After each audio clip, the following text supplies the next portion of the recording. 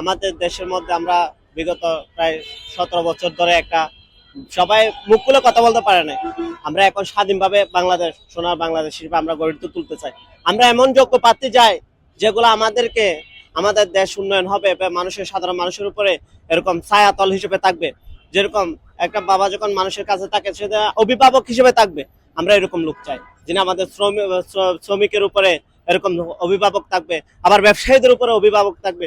সব মানুষের উপর যেহেতু চলাফেরার মাধ্যমে এরকম আমাদের ছোট ছোট মানে এরকম সঙ্গগুলা করে পুরো করে, এরকম আল্লাহ তাআলা এরকম আমরা একজন এরকম মানুষের চাই। নির্বাচনে আগামী ত্রয়োদশ জাতীয় সংসদ নির্বাচনে আমি একজন সৎ, যোগ্য, ন্যায় একজন শাসক চাই, যিনি কেরানীগঞ্জ ৩ আসনের মানব কল্যাণের জন্য সবচেয়ে কাজ করবে, সবচেয়ে বেশি কল্যাণমূলক কাজ করবে। তার ভিতরে কোনো প্রতিহিংসা থাকবে না, রাজনৈতিক কোনো প্রতিহিংসা থাকবে না, যেখানে সকল দল ও মতের মানুষ একসাথে বসে কাজ করতে পারবে। আরেকটা ব্যাপার হলো জাতি, ধর্ম, বর্ণ, নারী পুরুষ নির্বিশেষে যে এমপি প্রার্থী নির্বাচিত হবেন তার ভিতরে কোনো ভেদাভেদ থাকবে না, এমনকি সময়ের কোনো তফাৎ থাকবে না। মানুষ সে যখন প্রয়োজন হবে এমপিকে, তখন যেন সেই লোকটা ওই এমপির সাথে কথা বলতে পারে। এজন্য যেন তার কোনো নেতাদের কাছে ধর্ণা ধরতে না হয়, মানুষ যেন স্বাভাবিকভাবে কথা বলতে পারে এমপিদের সাথে। আমরা এরকম একজন এমপি চাই আর কি। আমাদের প্রত্যাশা আমাদের দেশ গরিবের দিক যারা তাকাইবো তাগই ভোট দিমু।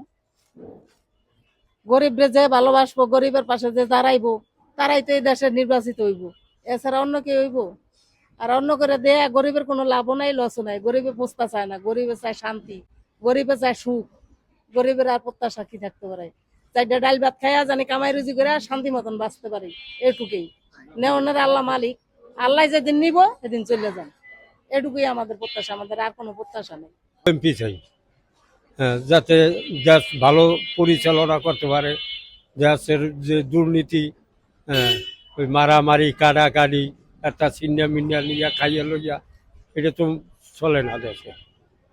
সব জিনিস একটু নিয়ন্ত্রণে যদি তা আমরা খাইয়ে লই, শান্তিতে থাকতে পারি, এইটাই আমরা কামনা করি।